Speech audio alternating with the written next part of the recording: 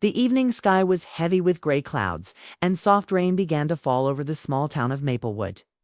Inside the Benson home, warm light spilled across the living room, where Laura Benson sat rubbing the back of her neck. It had been a long day at the boutique she managed. The new fall collection had arrived late, and she'd spent hours unpacking boxes, setting displays, and smiling at customers even as her back screamed with pain. By the time she got home, her legs ached and her shoulders felt stiff like stone. Her husband, David, was away again on one of his endless business trips. He traveled often, chasing contracts and deadlines. And though Laura was proud of him, the quiet house always felt emptier when he was gone. The only other person home was his son, Ethan, her stepson, who had returned from college for a short break. Ethan had been distant at first, polite but quiet, unsure how to treat her. Laura had tried to make things comfortable. She cooked his favorite meals, asked about his studies, and left small notes reminding him she was happy to have him home. Slowly, he had started to open up, though he still carried a calm, careful way about him, like someone who measured every word. That night, Laura found him in the living room, sitting on the couch with a book in hand, his laptop open beside him. He looked peaceful, focused. For a moment, she thought about letting him be, but the pain in her shoulders wouldn't let her rest. She hesitated in the doorway, then smiled softly. "Ethan," she said, her voice calm but tired, "would you mind helping me for a moment?" He looked up immediately, concerned. "Of course. What do you need?" She gave a small, embarrassed laugh. "It's my shoulders. They're killing me after work. I was wondering if you could just help me loosen them up a bit. A short massage, if that's okay?" Ethan blinked, a little unsure. "Oh, yeah, sure. I can do that." Laura sat down on the chair near the window. The rain outside made a soft rhythm against the glass, filling the silence.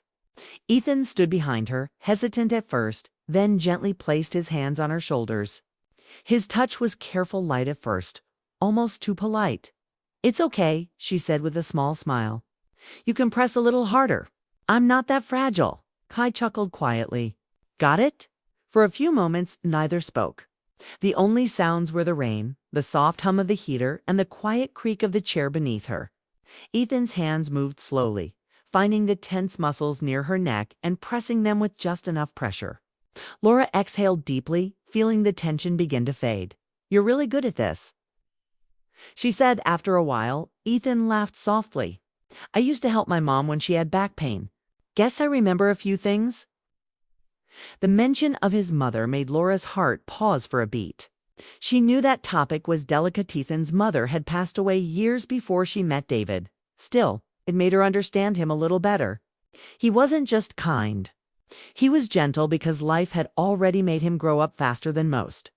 Laura closed her eyes, letting herself relax for the first time all day. But as she did, an unexpected feeling crept into her heart. Not attraction, not in a wrong way, but something softer. Comfort, peace, she realized. She hadn't been touched with such patience in a long time. After a few quiet minutes, Ethan spoke again, his tone low but thoughtful. "Laura, can I ask you something? Personal." Her eyes opened slowly. "Sure, what is it?" He hesitated. "Do you ever feel lonely? I mean, when Dad's away so much?" The question caught her off guard.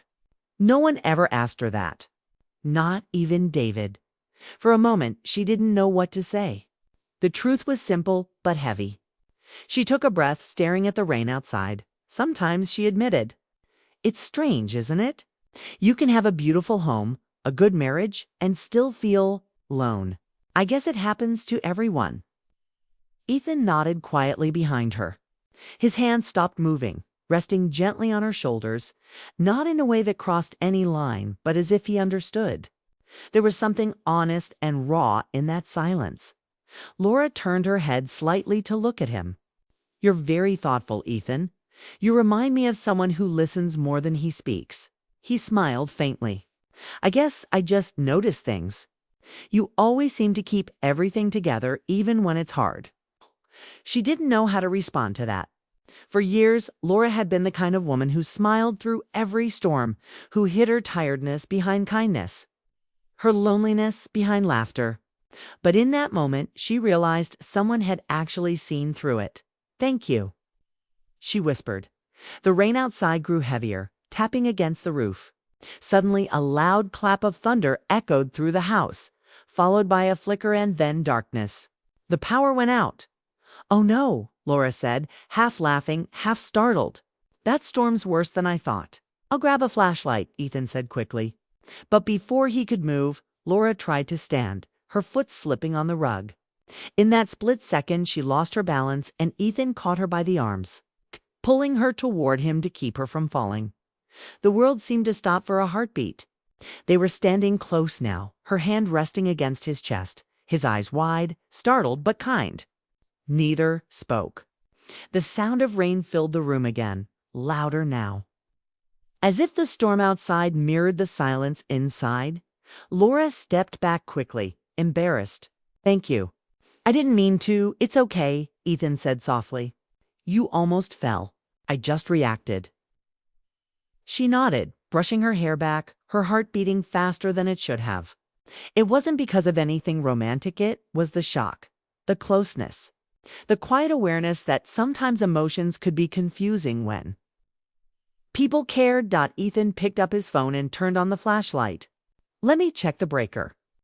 "Maybe the power tripped," she nodded, still catching her breath. "Be careful in the basement. It's dark down there." He gave a small smile. "I'll be fine." When he disappeared down the hall, Laura sat back down, her hands still trembling slightly. She wasn't sure why she felt so shaken. It was just a moment, nothing more. But it had reminded her of something she hadn't felt in years. The simple warmth of being seen, of being cared for outside. The rain kept falling, soft and endless, washing the world in silver light.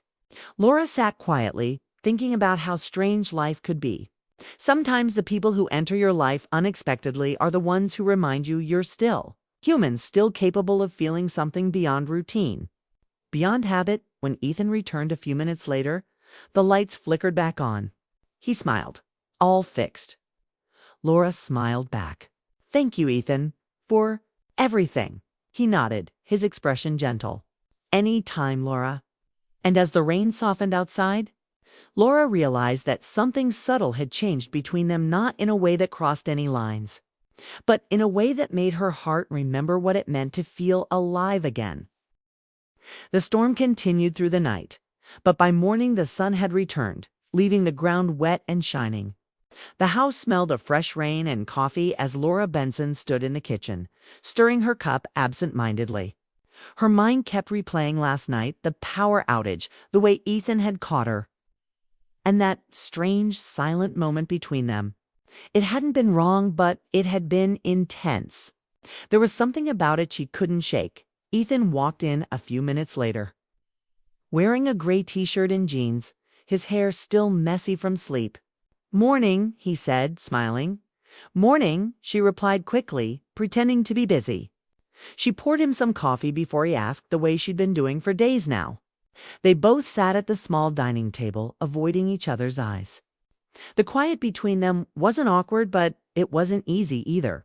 After breakfast, Ethan left to meet a friend, and Laura spent most of the day trying to clear her thoughts. She worked on her laptop, folded laundry, even cleaned the living room again. But every time she sat still, her mind drifted back to last night. It wasn't about romance or attraction, it was the connection. She hadn't realized how deeply she'd missed being cared for, noticed, or even just listened to. That evening, when Ethan came back, the sky was painted orange with sunset. Laura was sitting on the couch with a soft blanket, watching the light change across the room. He joined her quietly, sitting at the far end. "Did you talk to your friend?" she asked. "Yeah," he said, smiling faintly. "We just hung out. It was good." There was a pause before he added, "I've been thinking about what I asked you last night. About loneliness." Laura turned toward him, her eyes calm but curious. "Oh," he nodded, looking thoughtful. "I didn't mean to make things awkward. It just came out. You looked tired, and I guess I saw something familiar. My mom used to look like that sometimes." She'd smile, but you could tell her heart was somewhere else. His honesty disarmed her. Laura smiled gently. "You're very observant, Ethan. Most people never notice those things." He shrugged. "I just think people carry more in silence than they say out loud." Laura looked down at her hands, then back at him. "You're not wrong. Sometimes silence says everything." The room grew quiet again, filled only by the ticking clock on the wall. There was a calm between them, not the tense kind, but the kind that comes when two people finally understand each other a little better. After a while, Ethan got up and brought her a cup of tea. "You should drink this. It might help you relax," he said, setting it on the table. She smiled warmly. "Thank you, Ethan. You're very kind." He sat back down, his eyes soft. "I just like helping people who deserve it." The words hung in the air, heavier than he probably meant them. Laura's heartbeat quickened, not from excitement, but from confusion. There was a tenderness in his voice she didn't know how to respond to. She looked away, sipping the tea to fill the silence. "You remind me of your father sometimes," she said, hoping to ease the mood. "When we first met, he used to bring me tea too." Ethan chuckled lightly. "Dad's good at that. He just doesn't slow down much anymore." Laura nodded, her eyes thoughtful. "That's true. He's always working. I don't blame him, but sometimes I wish he'd stop and notice the little things."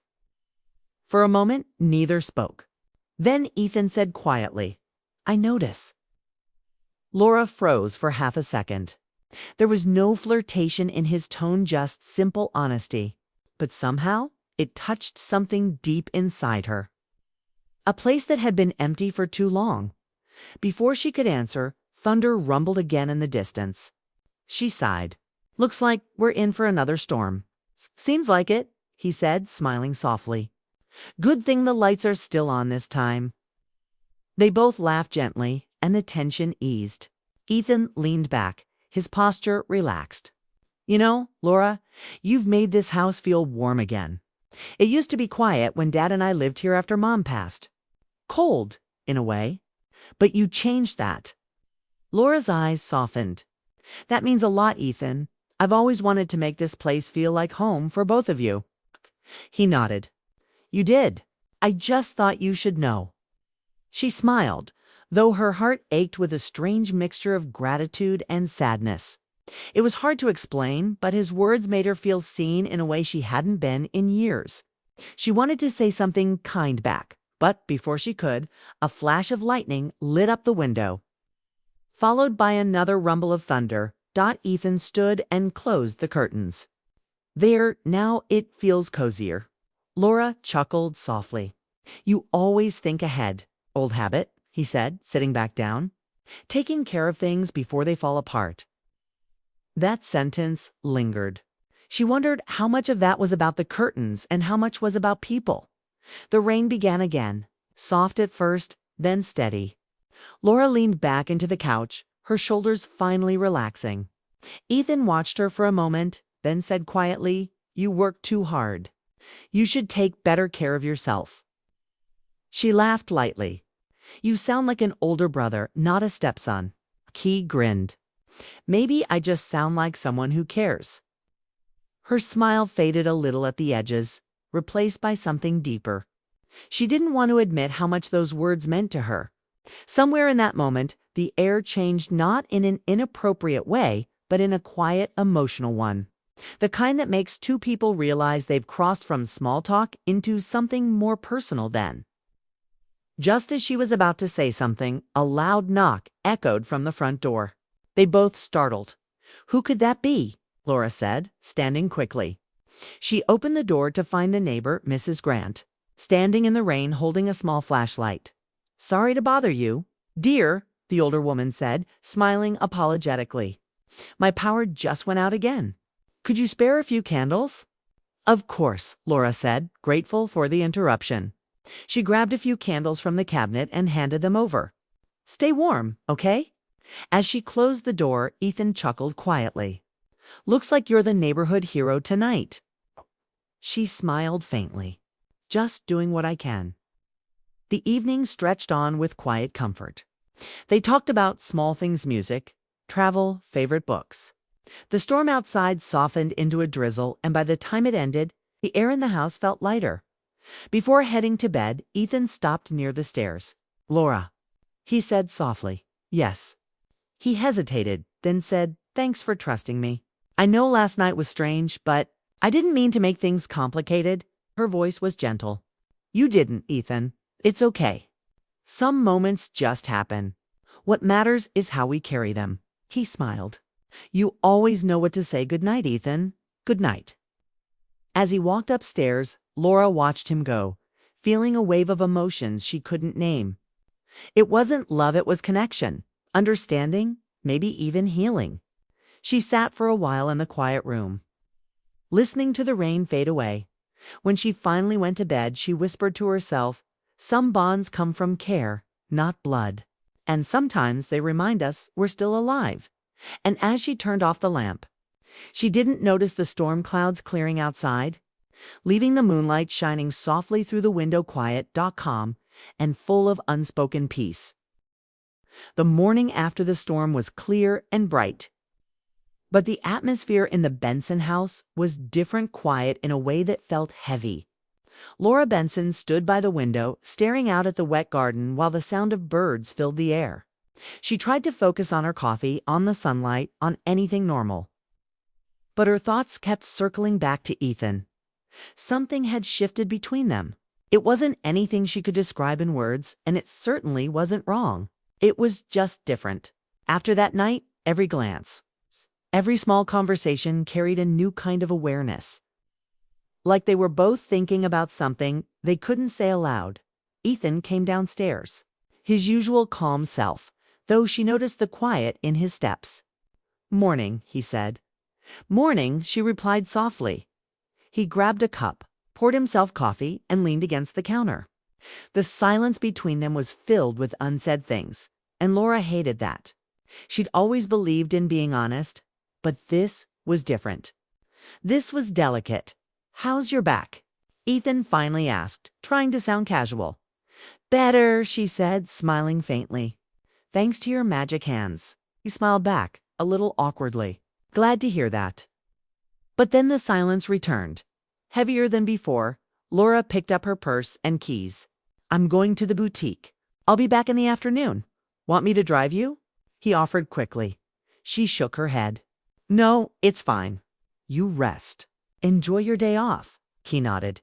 "All right. Have a good one." She left with a polite smile, but her heart felt tight.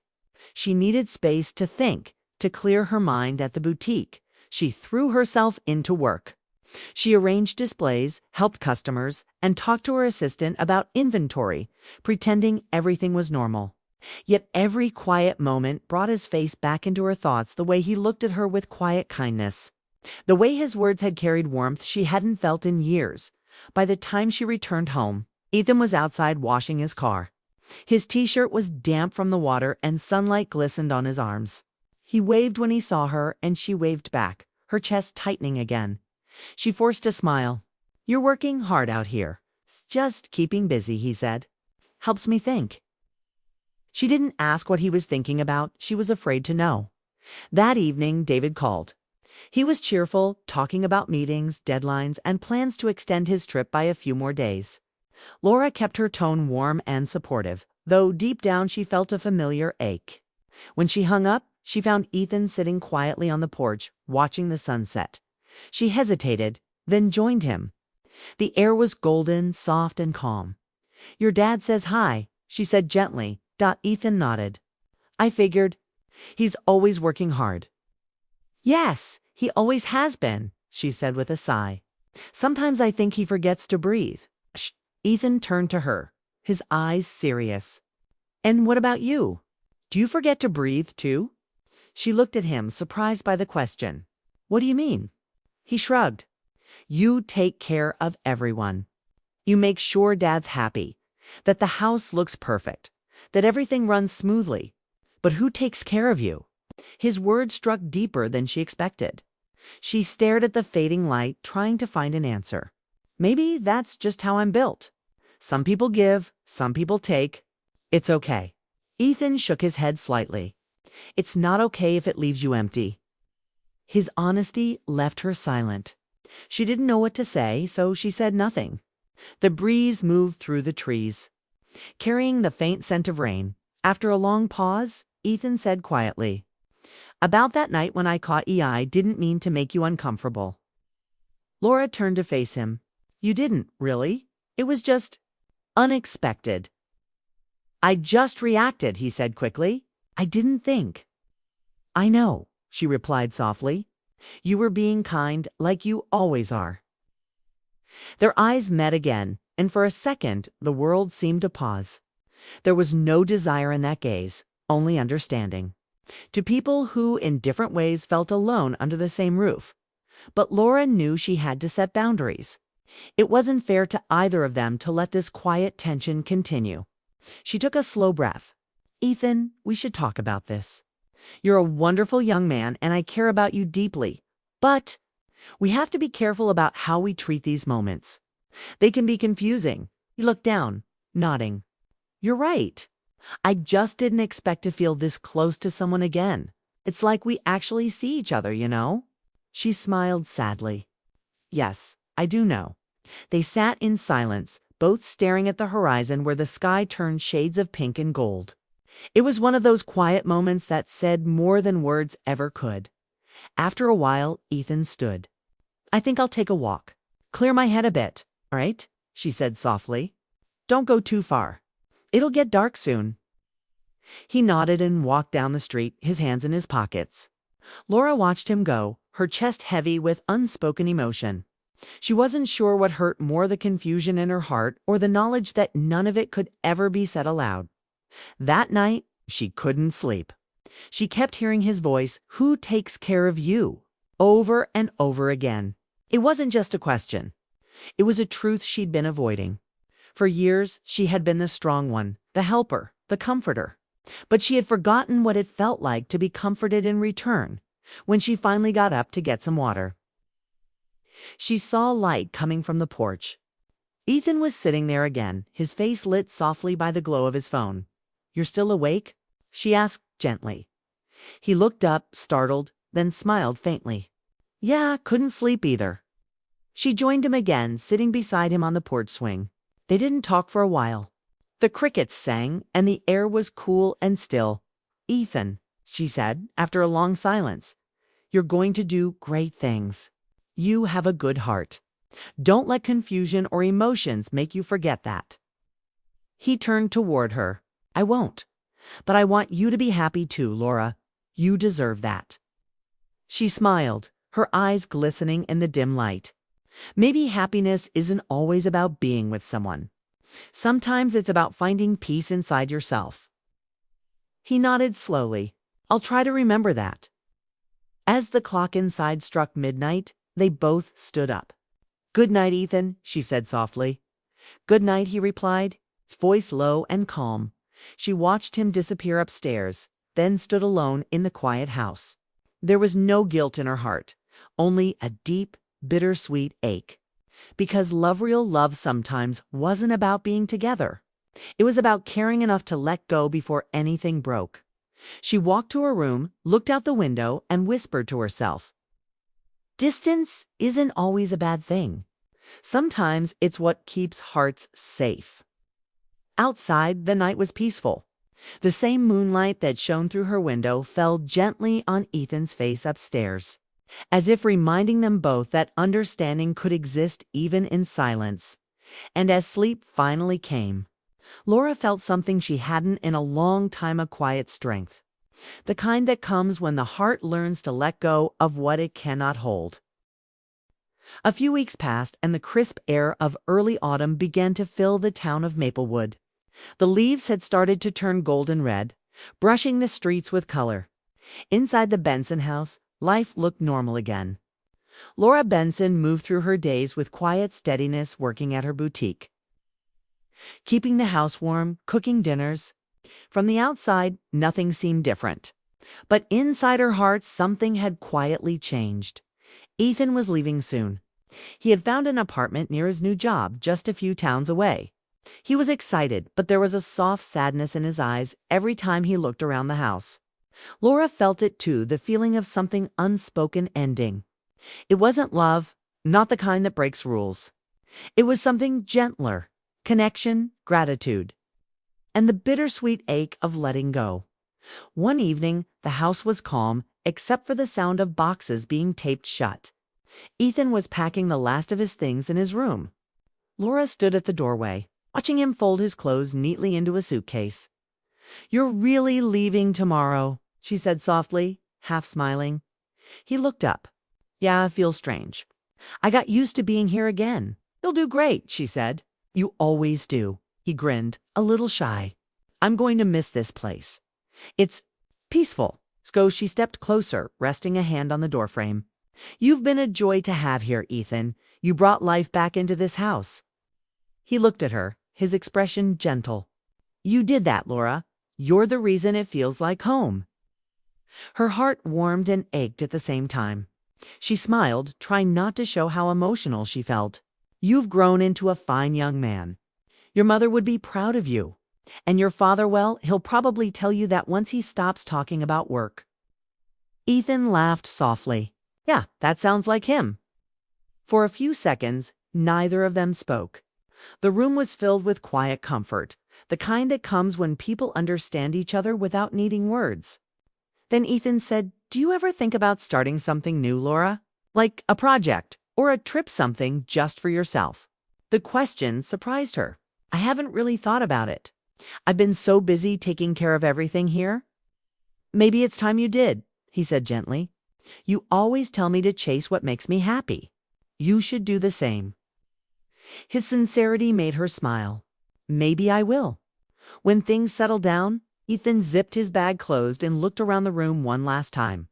"It's funny," he said, "how some places feel different when you know you're leaving." Laura nodded. "That's because memories start speaking louder when silence moves in." The next morning was bright but cool. The house smelled of coffee and toast. Laura woke up early, preparing breakfast like she always did. She wanted the morning to feel ordinary. But every small sound, every movement felt heavier than usual. Ethan came down with his suitcase, dressed neatly, ready to leave. He looked calm, but his eyes carried a quiet sadness. "Big day," Laura said, forcing a smile. "Yeah," he said softly. "It doesn't feel real yet." They sat together for breakfast. Neither spoke much, both pretending to focus on the food, though their hearts were already halfway to goodbye. When the dishes were cleared, Ethan grabbed his jacket and keys. "I guess this is it," he said with a light laugh that didn't quite reach his eyes. Laura nodded. "I suppose so." He hesitated, then stepped closer. "Laura, thank you for everything. You've been more than just my dad's wife. You've been my friend." Her throat tightened. She managed a soft, trembling smile. "And you've been mine, Ethan. You've reminded me what kindness feels like." He took a deep breath. "I'll come visit, okay? Maybe we can have coffee when I'm settled." "I'd like that," she said warmly. He reached forward and they hugged. It wasn't long, but it was full of meaning.